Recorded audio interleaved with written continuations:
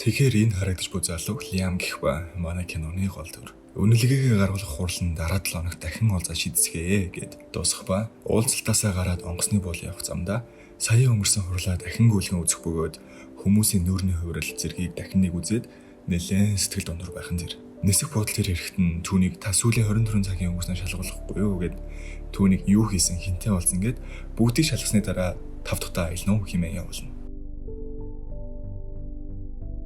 Харин энэ сууж байгаа эмэгтэйг Фай гэх бөгөөд тэрээр Лиамын эхнэр. Энд нэг төрлийн найзуудын үдшилэг болж байдаг ба телевизээр өөрснийхөө дурсамжийг үзэж аарсаар яриа өрнүүлж байх зур Лиам ирдэг. Найзынхаа эхнэрийн нэрийг мартсан байдагч өөрийнхөө дурсамжийг ухраан үзээд төвгүйхэн буцаа саналгүй яах вэ? Лиамыг өрөөнд орж ирэхэд эхнэр нь Джонс гэх хэртэй хөвгөлтэй яриа өрнүүлж байдаг ба эхнэр нь түүн дээр ирж уулзалт нь хэр болсон талаар асуухад манай хүн ер нь дажгүй дараа 7 хоногт redo хийнгээ дахиж уулзахаар болсон гэнэ. Би битэйгээ танилцаад Лиамыг юу гэдгийг нь асууж ажлын уулзалтаасаа ирсэн гэдгийг сонсоод ямар хөө байсан талаар нь асуухад сайн болсон гэтэл Джефф гэх залуу redo хийчихээ хамт бүгдээрээ үзье л дээ. Чамд хэрэгтэй байхаа бид нар үзэж чамд нэмэлт зүйлс байвал хэлж өгье инээ тэрээгээд Лиамыг үнэхээр эвгүй нөхцөл байдалд оруулаад байж тал нөгөө түрүүний ихнэртэй яриадсан Джонс гэх залуу хэрэггүй түнд жоохон тавгүйш байх юм билүү зүгээр л цагийн хурцтай өнгөрүүлцгээе гэнэ. Лиам уух зүйлээсээ нэг ч амсаагүй байх ба эхнэр нь түүний хэрвээ чамд тухгүй байвал хуйлаа явъя гихч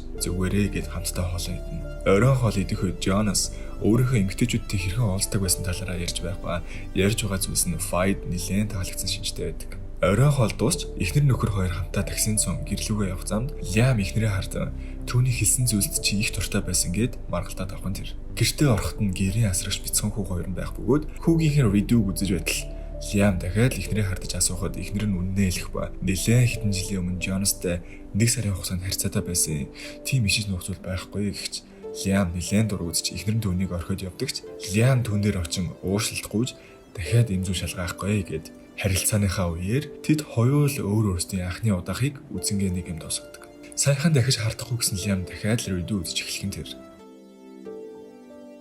Өглөө гэрийн өөрчлөгчдөд дуудаж Джонсын жокийг түнд үзүүлж инээдтэй эсхийг асууж энэ тийм инээдтэй нөө ээлдэх байх хэрэггүй зүгээр л инээдтэй эсхийг л хэлээд үг гэхэд үйлчлэгч нэлээд гайхсан байдалтай үгүй гэхэд Лиам харин тийм байгааз дахиад нэг видео үзүүлэх гэхэд нь эхнэрийн дүн дургуцаж үйлчлэгчийг явуулж яагаад юм ичмэр юм хийгээд байгаа юм бэ энийг бол гэхэд нь зүгээр жоохон суудаа ганц юм үзүүлээ намайг орой ирснийг мэдхээс өмнө чи энтэй нэлээд хөвчлөлтөө жаргалтай байгааз харин намайг ирэхэд чи ургааж байна дан ганц энэч биш чи хоолны үеэр тэрнлөө ингэж харж исэн бол харин над руу ингэж харж байсан.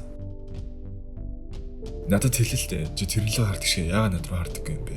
Та хоёр хэр удаан харьцсан?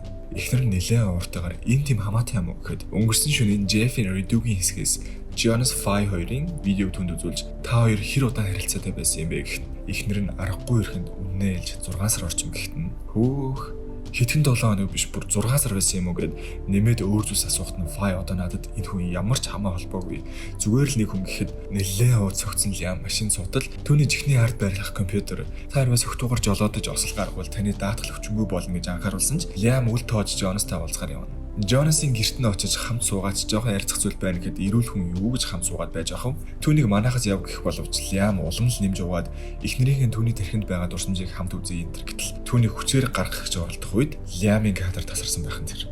Түүнийг сэрэх үед машинаараа мод мөргсөн байдалтай байдаг ба шууд л юу болсныг үзэхэд redo хийхэд тэр Джонасыг сүрдүүлж эхнэрийн бүх дурсамжийг устгуулсан байдаг. Эхнэр дээрээ ирээд та хоёр хамгаалт ашигласан уу? Би Жотиг эцэг мөн үү гэхэд эхнэр мэдээж эцэг мөн гэхэд түнд Джонысын дурсамжнаас скриншот гэхэр зүйл үзүүлж сарын өмнө энэ өрөөнд чамтай хамт байсан байна гэхин тэр. Чамайг 5 өдөр над руу залгахгүй алга болсон үед бид уугаад нэлээд согтсон үед энэ зүйл болсон. Энэ болох ёсгүй байсан юм уучлаарай би чамд хайртай энэ гэж хэлдэгч. Did you use a condom? Yes. Show me then. Show me on there.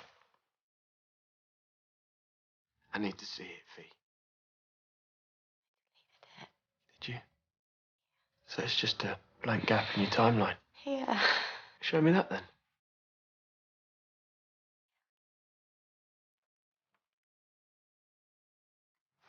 No, no deleting it, not now. It's still on there, is it? No. Show it to me! Show me what it looks like!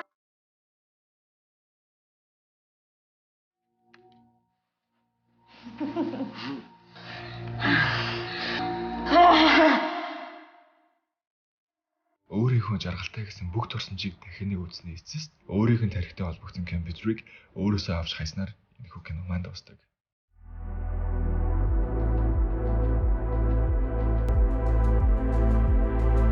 Өнөөгийн бидний хамгийн хүсдэг зүйлсийн нэг болох өөрийн бусдад харуулахыг хүссэн зураг дүүрс агшнуудыг хорон бүрээр нь маш хялбархан хадгална гэхээр хэрэгтэй юм шиг. Бас нөгөө талаас саяын кинон дээр гарсан шиг муу байдлаар ашиглавал хэрэгцээгүй юм шиг. Хэрвээ та сонссон бол Elon Musk Neuralink оюун ухаантай холбоотой үйл ажиллагаа явуулдаг компанитайг мэдэх баха. Тэгэхээр ойрын ирээдүйд биш юмаа гэхэд алстай хүн төрөлхтөн энтэй төстэй технологиг эзэмших нь цаг хугацааны зүйл байх. Үүнийг миний хувьд муу зүйл гэж шарахгүй байна. Учир нь альч төрлийн шинжлэх ухааны нээлтүүд, мэдлгүүд бүгд нөөцрөл бөгөөд түүнийг хүмүүс бид яг юунд яаж ашиглаж байгаа вэ гэдгээс хамаарч үр дагавар нь гардаг шүү дээ. Тэгэхээр гайхалтай технологиудын тусламжтай хүмүүс бидний амьдралд улам илүү хялбар, ээлтэй болсоор байх нь гарцаагүй зүйл билээ.